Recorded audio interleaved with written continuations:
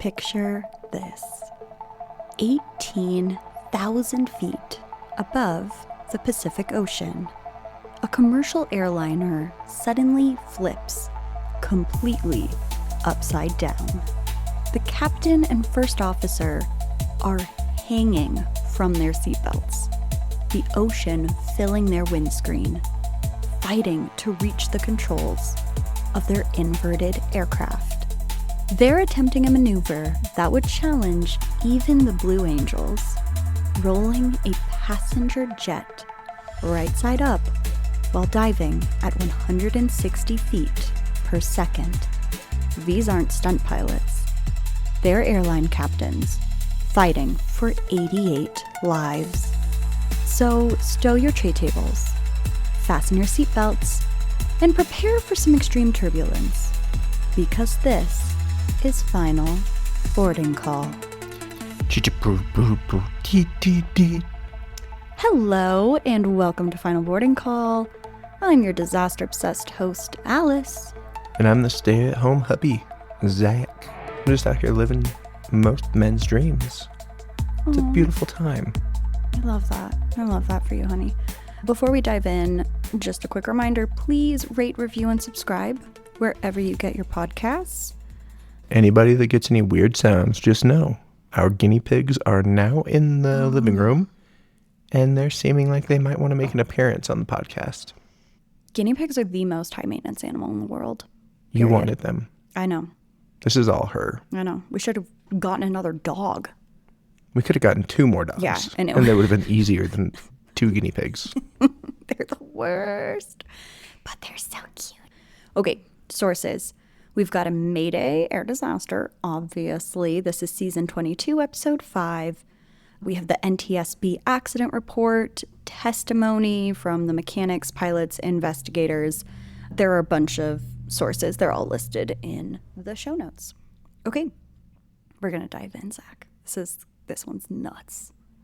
If you couldn't tell by the intro, it's absolutely insane. All right, we're going to start our story not in January 2000, which is technically when this incident happens, but 3 years earlier, September 1997, at Alaska Airlines maintenance facility in Oakland, California. John Leotine, a 25-year-old veteran aircraft mechanic. How crazy is it that you can be 25 and be a veteran aircraft mechanic? He's performing what's called a C-check on a McDonnell Douglas MD-83.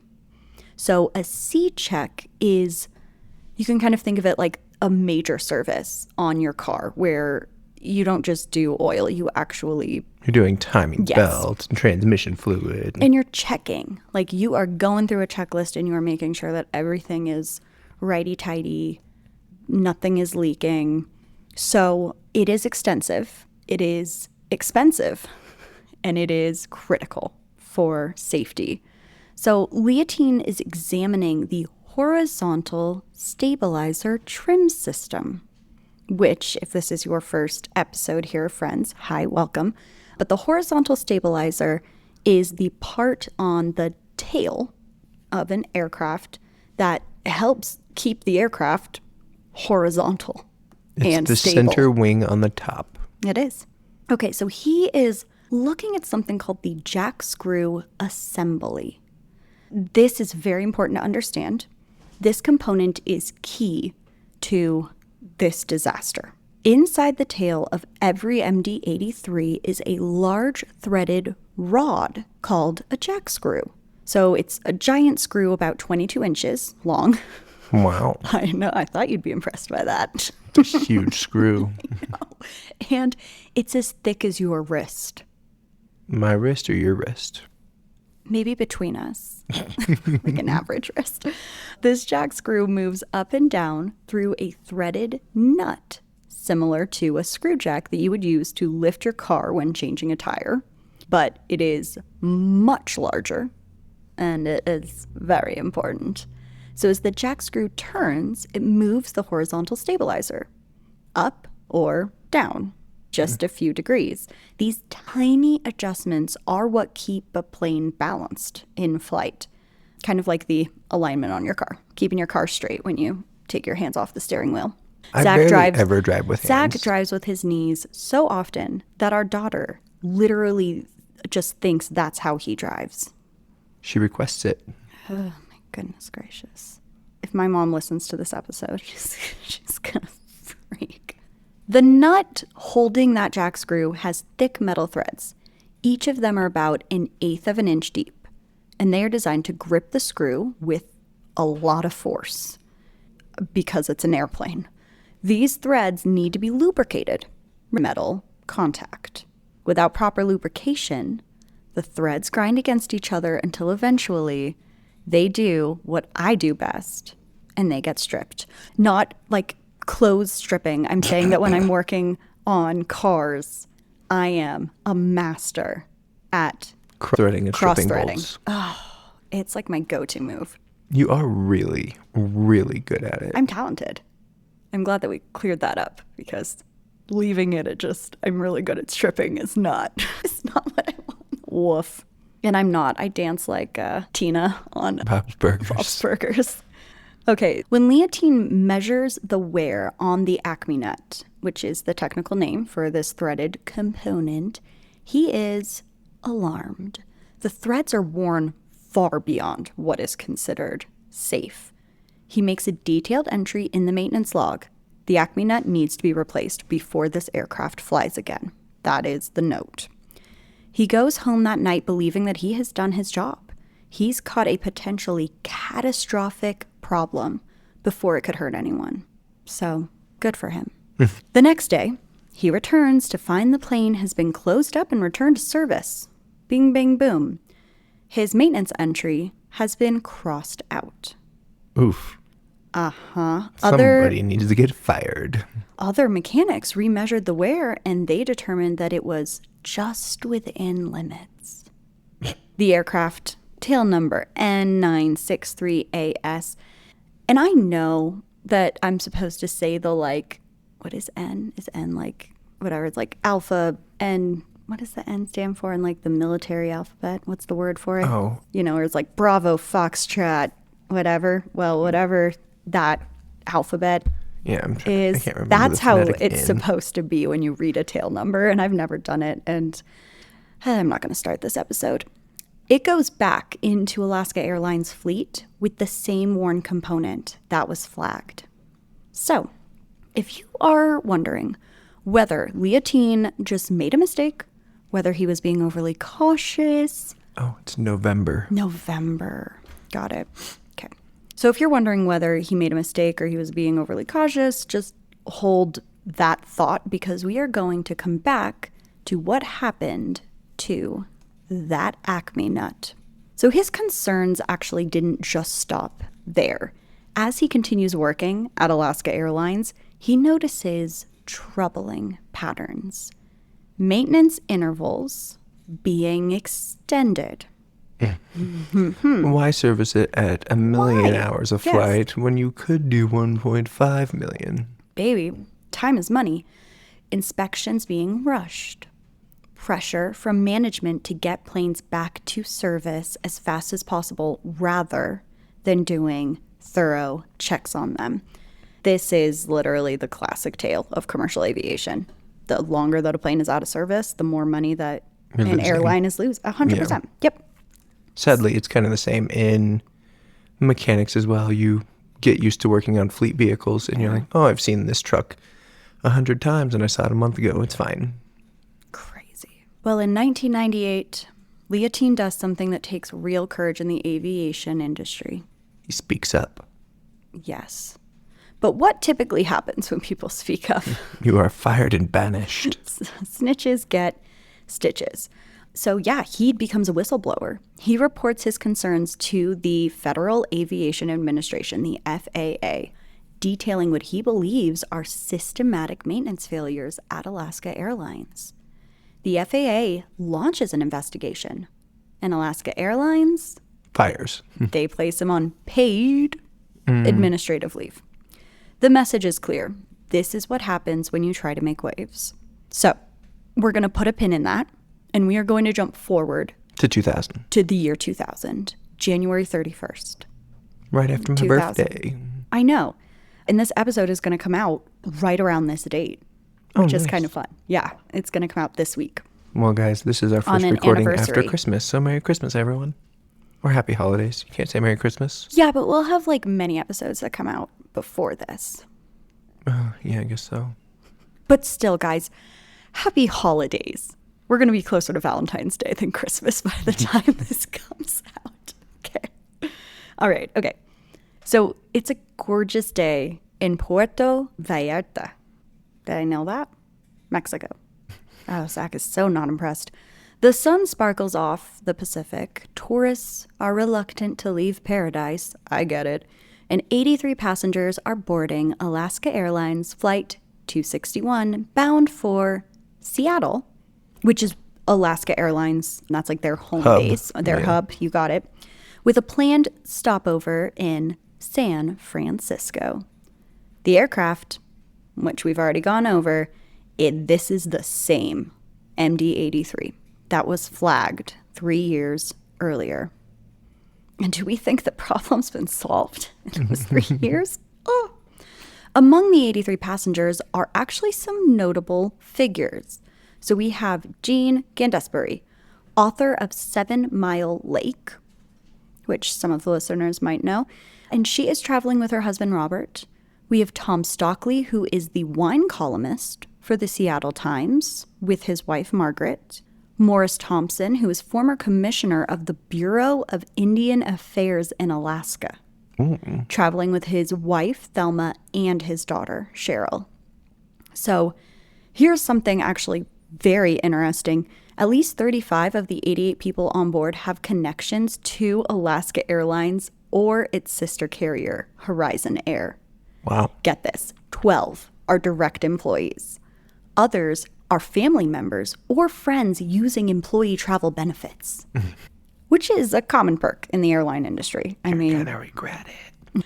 Look, I'm just saying, if any of our listeners can hook me up with some travel perks, I'm in. I'm always in. So these are people who have dedicated their careers to aviation, trusting the very company they work for to maintain its aircraft.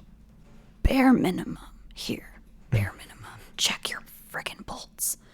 Literally, we nut and bolt check our cars before we take them out on track. This is an aeroplane. In the cockpit are 2 of Alaska Airlines' most experienced pilots, which is good. That's always a win. They're gonna need it. Captain Ted Thompson, 53, is an Air Force veteran. Nice. And Zach and I live right by the Air Force Academy. He has 17,750 flight hours. It's over 2 full years spent flying an aircraft. And that's just commercial. You know he was flying before that. 100%. And this includes more than 4,000 hours specifically on this aircraft. Not necessarily the 83, but the MD-80 family. So this aircraft and its sister aircrafts. First Officer William Bill Tansky, 57, brings 8,140 hours in the MD-80. And he has nearly 4 decades of flying experience. They are Navy and Air Force veterans, which I feel is good in this situation because they're probably pretty decent in high-stress situations. Yeah, I would say so. At 1:37 p.m. Pacific Standard Time, Flight 261 pushes back from the gate. The engines spool up with their characteristic whine, and the MD-83 lifts into the clear Mexican sky, climbing toward 31,000 feet. For the first 15 minutes, everything is completely normal on this flight. The autopilot engages, the pilots settle in, the passengers get comfortable for a 3.5-hour flight to San Francisco. So nothing crazy. Simple. Yep. Deep in the tail of the aircraft, inside that jack screw assembly, oh my goodness, something is terribly wrong. The threads are almost completely worn away. And with every adjustment the trim system makes, Gets worse. A few more threads disappear. It's like I'm in there, just like, just threads being shredded off. That one bound up a lot. Let me tighten it again. Hand me the impact. It'll be fine.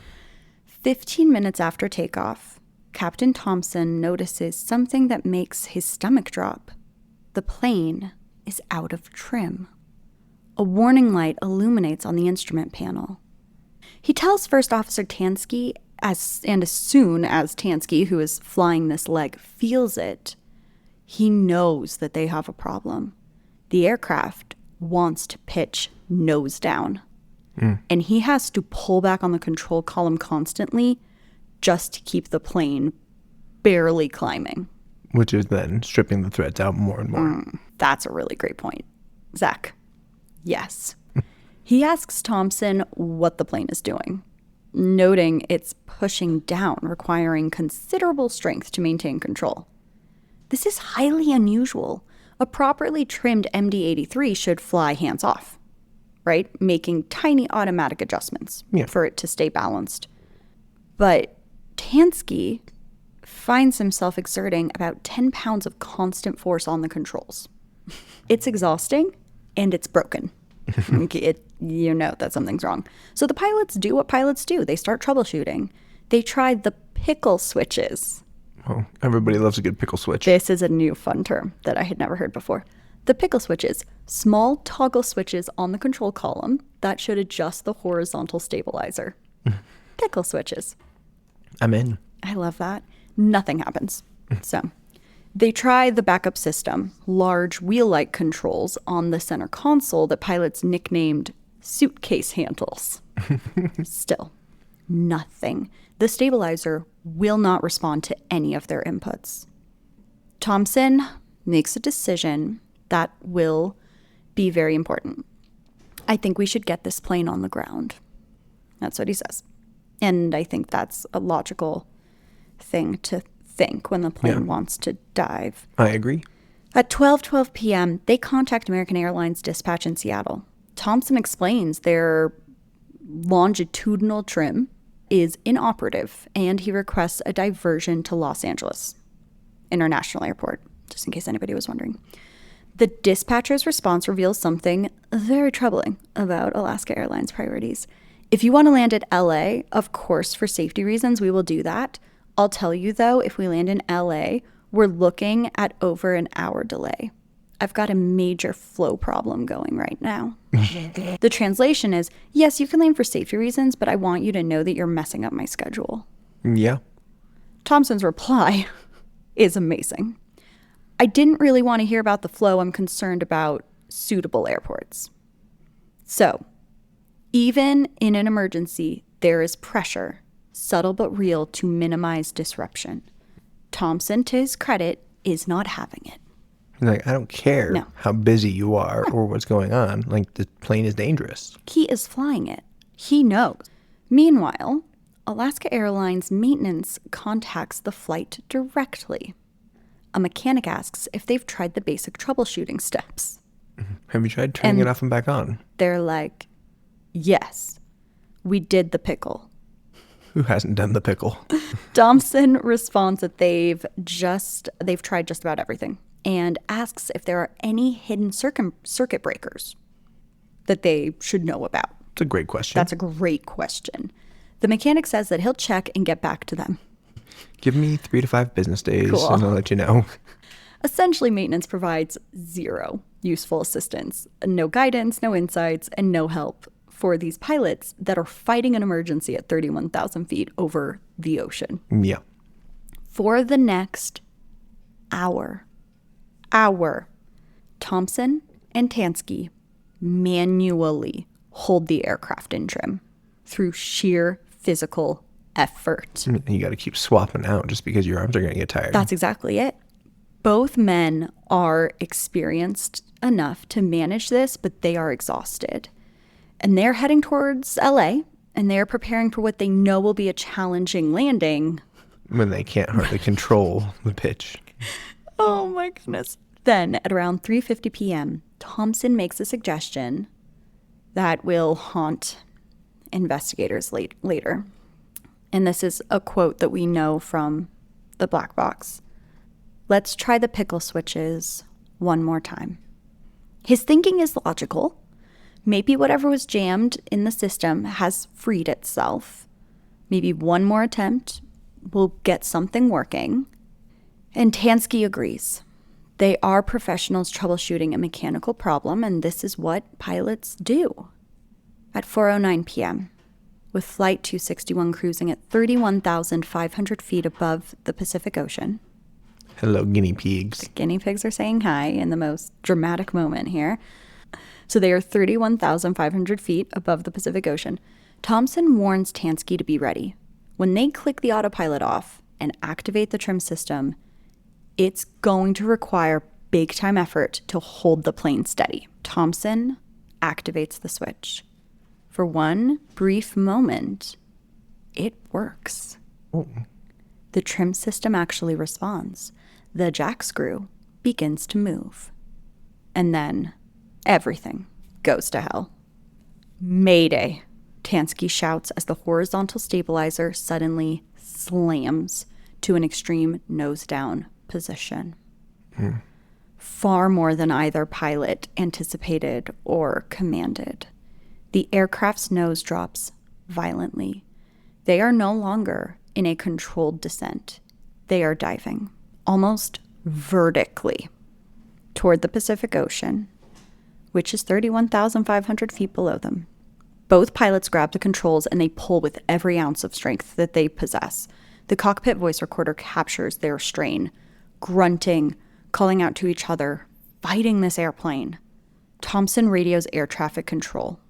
Center Alaska 261, we are in a dive here. The controller, confused, asks him to repeat. Yeah, we're out of 26,000 feet. We're in a vertical dive. Not a dive yet, but we have lost vertical control of our airplane. In 80 seconds, this aircraft plunged from 31,500 feet To below 26. to 24,000 feet. Wow. It is a descent rate of 6,000 feet per minute. That's faster than anybody has really experienced unless they've been in a dramatic situation. Yeah. Yes. I mean, a normal descent for a landing when you're in an airplane is 600 feet, 600 to 700 feet per minute. Yeah, you barely feel it. They're falling nearly 9 times faster than that. It takes 130 to 140 pounds of force on the control column to arrest the dive. You can't maintain that. So their arms are shaking, muscles are burning, but slowly, incredibly, they manage to pull the nose up and stabilize at around 24,400 feet. Somebody get some ratchet straps and hold that thing in place. That's what you need, actually. Thompson, breathing heavily, says, we got it back under control. But Tansky knows better.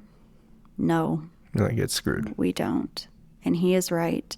The horizontal stabilizer is now stuck in nearly a full nose-down position. It requires enormous, completely unsustainable physical effort just to keep the aircraft level. They are in a constant fight against the airplane's desire to dive into the ocean.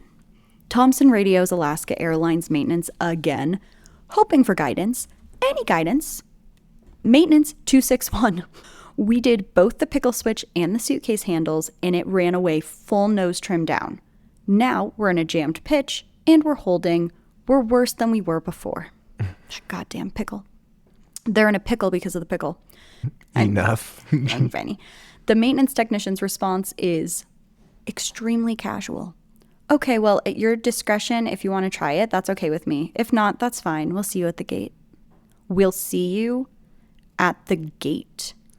That's just like general refusal to accept what's going on. That's insane. These two pilots are fighting with everything that they've got. Thompson and Tansky realize that they are completely on their own. No one on the ground can help them. They have only their skill, their strength, and each other. Thompson makes a brief announcement to the passengers. His voice is trained and calm. That's a pilot for you. They just got done having one of the most absurd dives. I am sure that those passengers are shitting bricks. So he gets on the PA system and he says, folks, we have had a flight control problem up here. We're working it. That's Los Angeles off to the right there, and that's where we intend to go. We're pretty busy up here working this situation. I don't anticipate any big problems once we get a couple of subsystems on the line, but we will be going into LAX. It is a masterpiece of understatement. Yeah. Probably makes the people feel a little bit better, especially knowing that, hey, we're almost there. All right. Yep. We just got to hold out for a few. That's exactly it. It's designed to keep people calm, and it did that. So, with LA in sight, Thompson and Tansky begin the delicate process of configuring their aircraft for landing, which is like the problem is that every change that they make, extending the flaps, lowering landing gear, slowing down, all require a different pitch. It all changes how this aircraft is handling. All of it. And right now they are holding this plane level through pure physical strength. They carefully test different configurations. Flaps at 11 degrees. The plane becomes harder to control, so they retract them. They are trying to find any configuration that will let them land safely, but it's like solving a jigsaw puzzle while you're doing push-ups. Yeah. Thompson observes that they're pretty stable at their current speed, but they need to slow to 180 knots for landing, or they are just going to, it'll be a disaster. Every pilot knows that you cannot land a commercial jet at 250 knots. It ain't going to happen. That's fast. Yeah, I mean, the plane will literally bounce and run right off the end of that runway. They are flying over the Pacific Ocean now, about 20 miles west of LA. And they're trying different settings, calling out readings to each other. They're handling it like pros, right? Doing what they got to do. They're doing what they got to do. At 4:20 p.m., with the aircraft at about 17,800 feet, both pilots hear and feel something. Did you feel that? Tansky asks. There's a loud bang from the tail. Then another. The thumping grows louder. Thump, thump, thump. That's from a book that we read our daughter. And it's violent. Something back there is tearing itself apart. Inside the tail, the jack screw assembly, stressed beyond its design limits by the pilot's heroic efforts to control the aircraft, has finally given up. The few remaining threads in the Acme nut have been stripped away. The jack screw is now held in place by nothing other than the aerodynamic forces pushing on the stabilizer itself. The horizontal stabilizer slams to its maximum nose-down position. The aircraft pitches violently forward and begins rolling to the left, entering what can only be described as an uncontrolled tumble through the sky. So I just want to verify, now that everything is fully stripped out, it doesn't matter how hard they're pulling. No, it's you just got not nothing. fixing anything. It's floppy. It's completely just... It's limp. Yep, limp noodle. We're laughing because it's horrible. From nearby aircraft, pilots watch in horror. One actually radios air traffic control. That plane has just started to do a big, huge plunge. Can you imagine, Zach? Somebody else having to call it in. Someone is watching this plane Yeah. from a different airplane falling from the sky.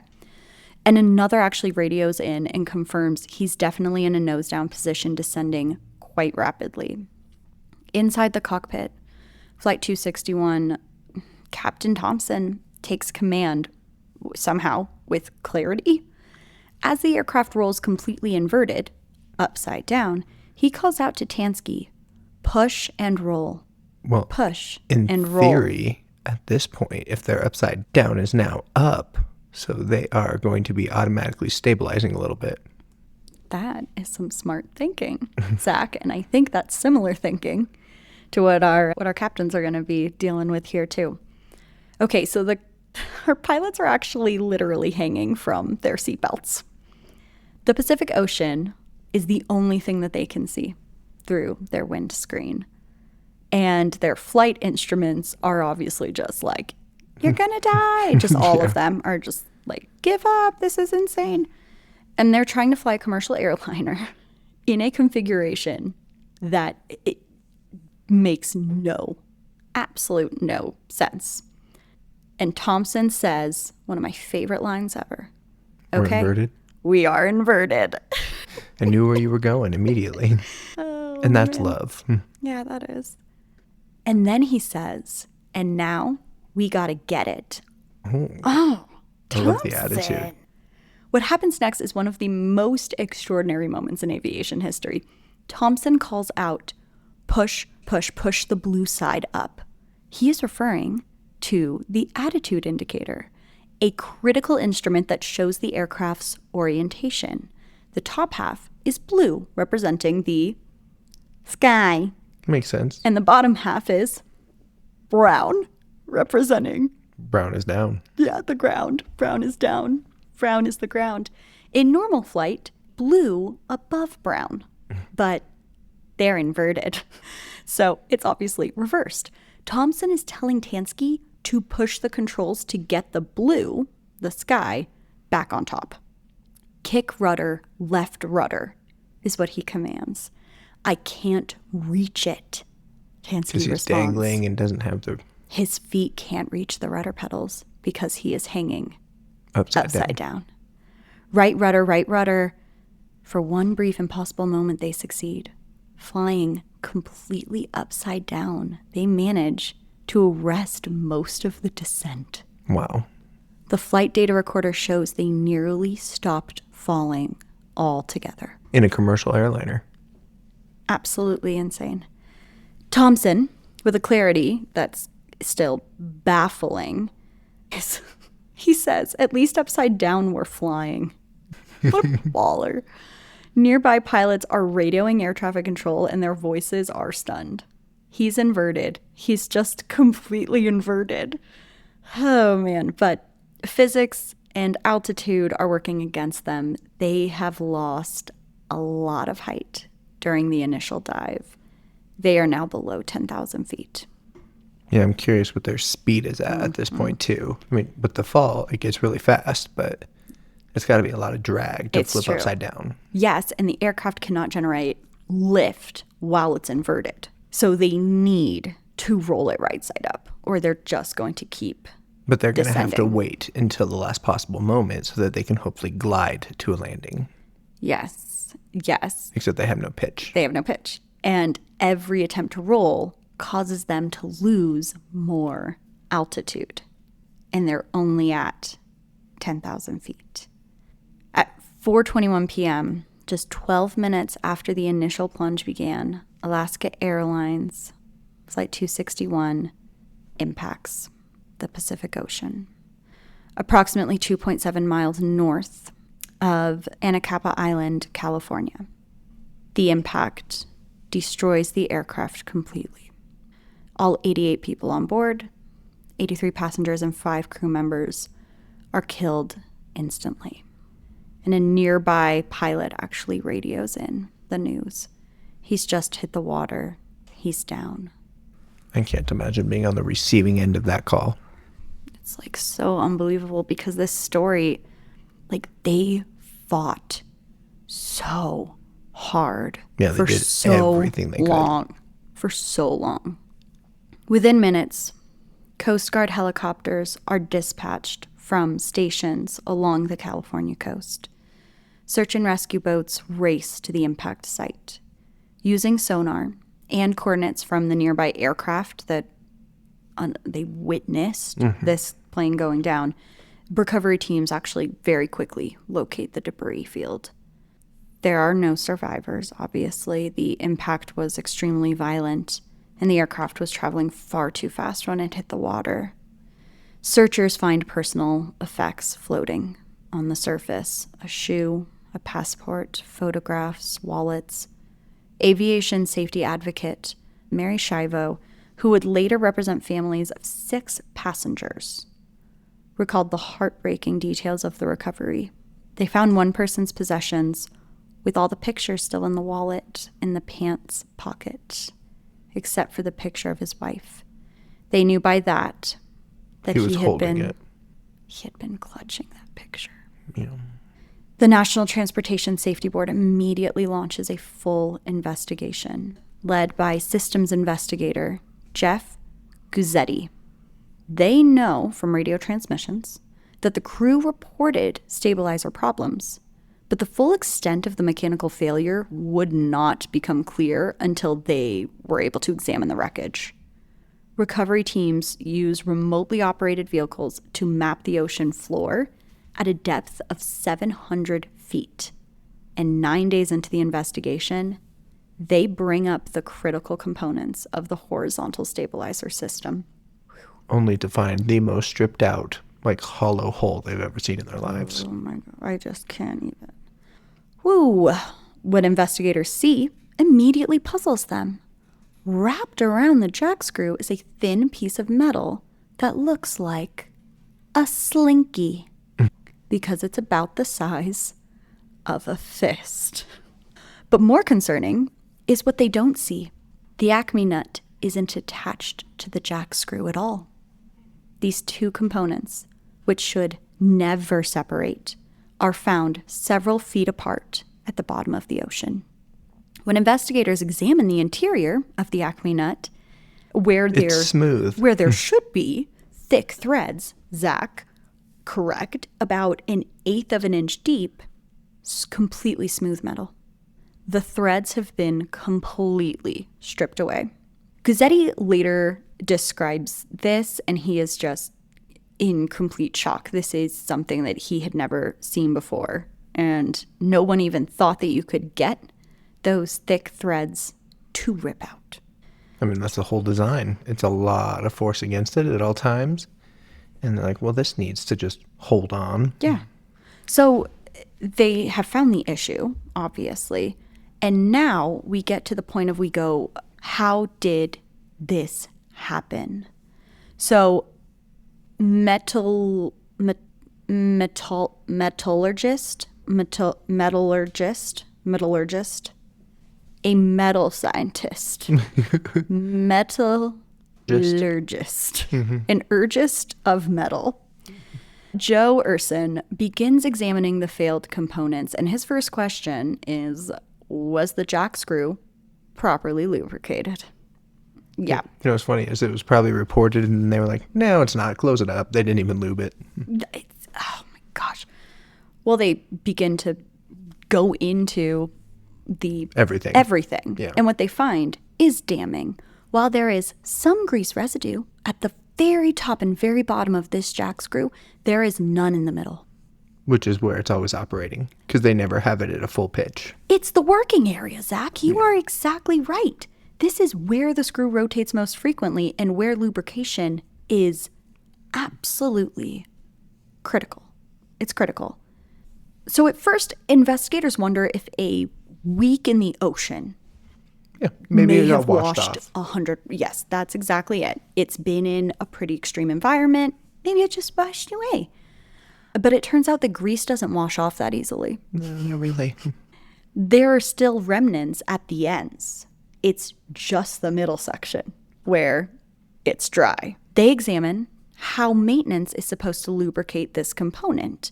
Mechanics use a grease gun to pump grease through a small fitting called a Zerk fitting. Yes. Oh my gosh. I was like, Zach's going to love this. So it's like the grease fittings on your car's suspension. You attach a grease gun and pump until fresh grease comes out the other side, indicating the component is properly lubricated. Zach can fact check that.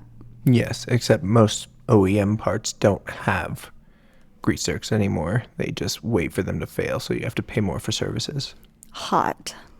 Okay, when investigators examine the Zerk fitting from Flight 261's jack screw, they find the fitting is packed solid with dried, hardened grease that has been there for at least a year, maybe longer. I would guess more like 3. Fucking hippo. That would be the hippo, folks. Sev says hello. This blockage means that during the last several lubrication attempts, Nothing got in. Nothing. mechanics thought that they were doing their job. They were pumping grease into the fitting, but it was just building up.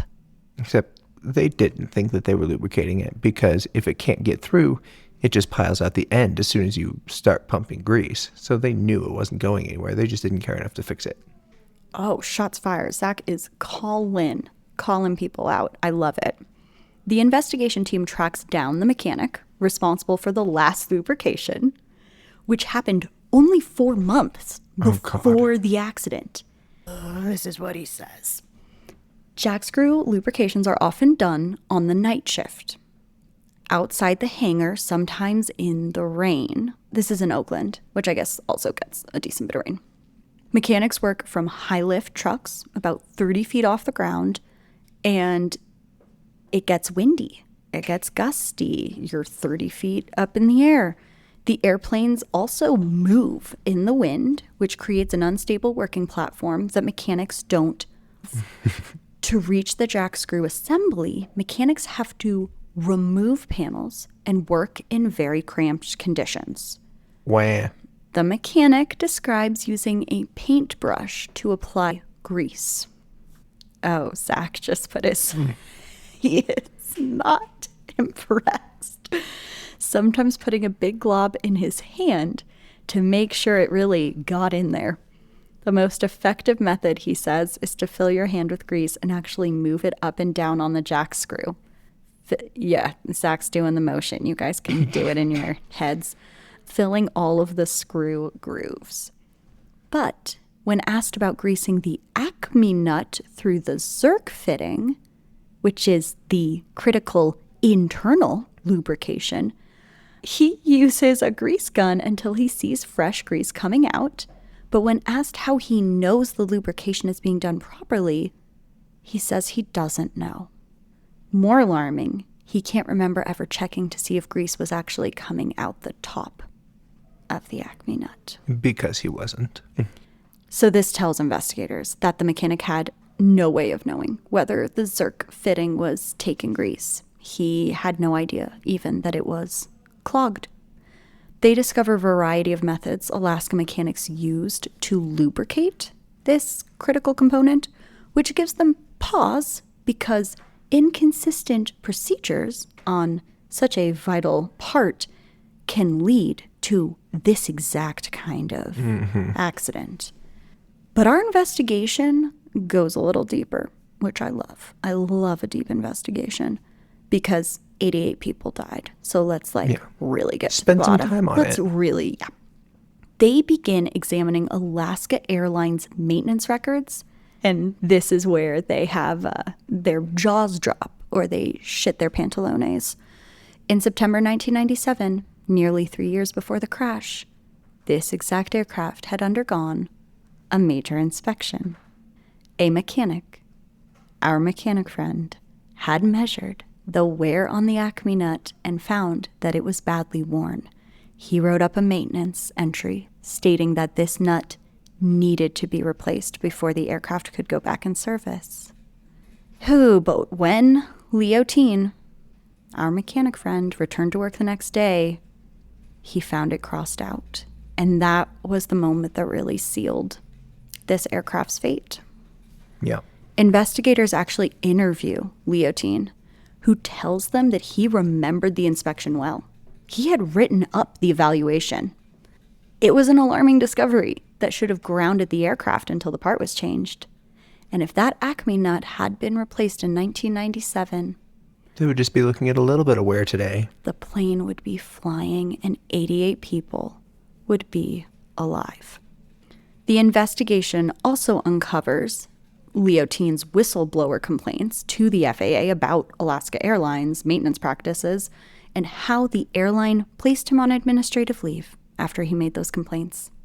Here was a mechanic who tried to stop this disaster from happening twice, and he was silenced both times.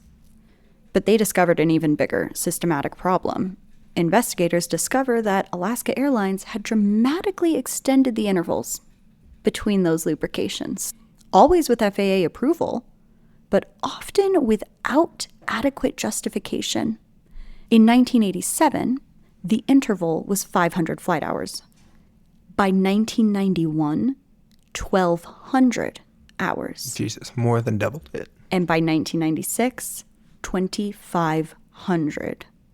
That's insane. Each extension meant fewer opportunities to catch developing issues, to get proper lubrication for critical components like this.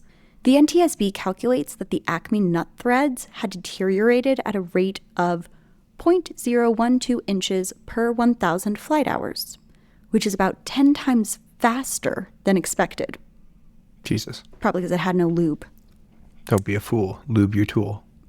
By the time Flight 261 took off on January 31st, 2000, approximately 90% of the thread in the Acme nut had already worn away, and the remaining 10% stripped out during the flight while the pilots fought to control the aircraft. Obviously, this flight devastated families across the United States. Fred Miller, who lost his daughter Abby and her husband Ryan, expressed what many felt, and it really came down to him saying that the people were suffering on their way down. This was a psychological torture prior to dying that I don't wish on anybody. Nobody should have to go through this. No. I mean, there were many minutes of flying upside down, knowing that they were in a real bad spot. Yes. And that crazy drop, too, you know in your gut that something is terribly wrong. And then obviously to be upside down in an aircraft before it crashes into the ocean is insane. Oh, and what made it even more heartbreaking was learning that at least 35 had connections to Alaska Airlines. 12 were direct employees, guys.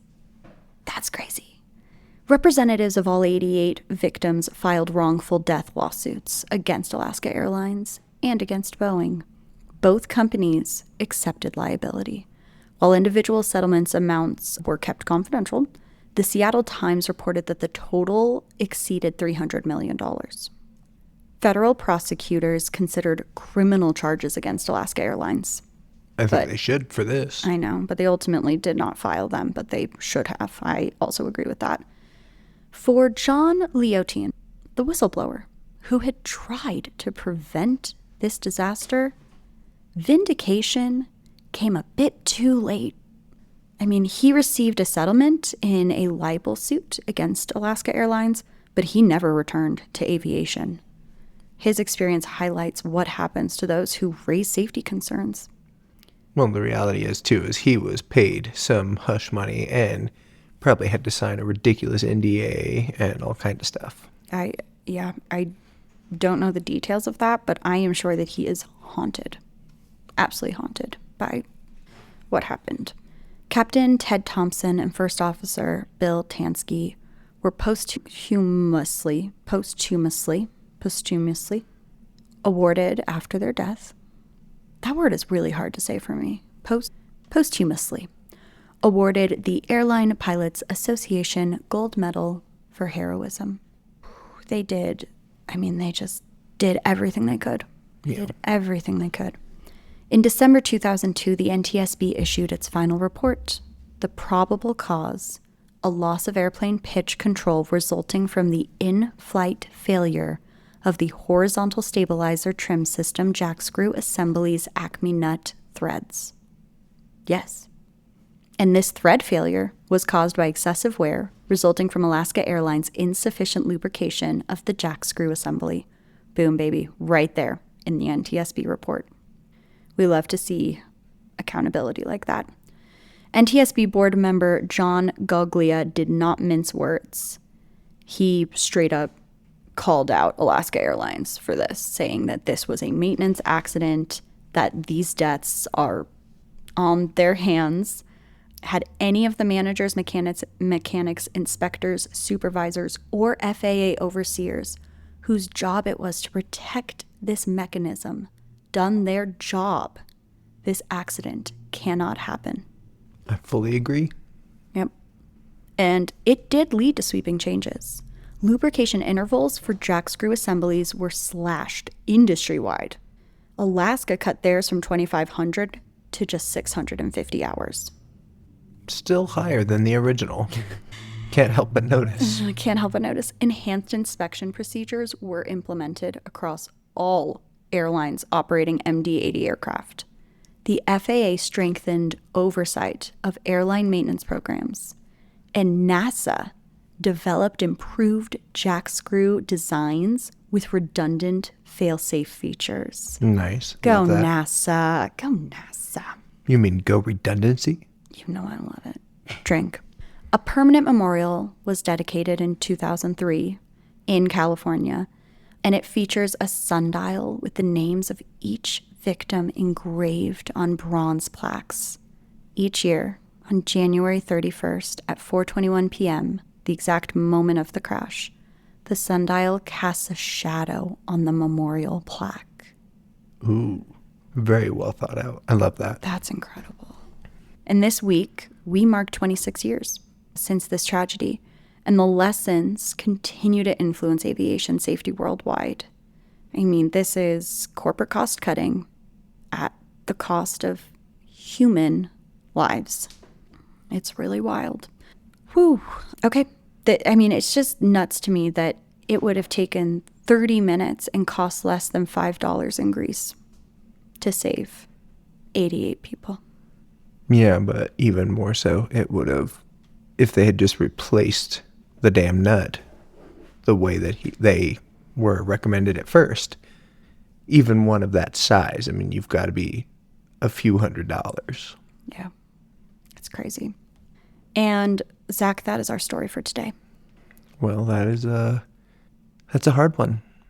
I have seen threads rip out exactly that way in a much smaller and safer scale, but it happens. yeah, I understand exactly what it looks like, how it feels while you're trying to turn the dials. So I can only imagine them feeling that slip as they were pulling on the yoke. Yeah, the yoke. Nice. Good word choice. Okay. This one's a dark one, guys. This one does not have a happy ending. Oh, I'm sorry. If you did enjoy this episode and these kinds of stories, please rate, review, and subscribe wherever you get your podcasts. We do have an Instagram. We do have Facebook as well. And we love hearing from you in Spotify comments or email. So we are at finalboardingcallpodcast@gmail.com. Let us know your thoughts. You can make recommendations on future episodes. And join us next time when we'll be exploring another transportation disaster story. Until then, remember to stow your tray tables, fasten your seatbelts, and prepare for the unexpected, because not every trip reaches its final destination. Goodbye. Goodbye.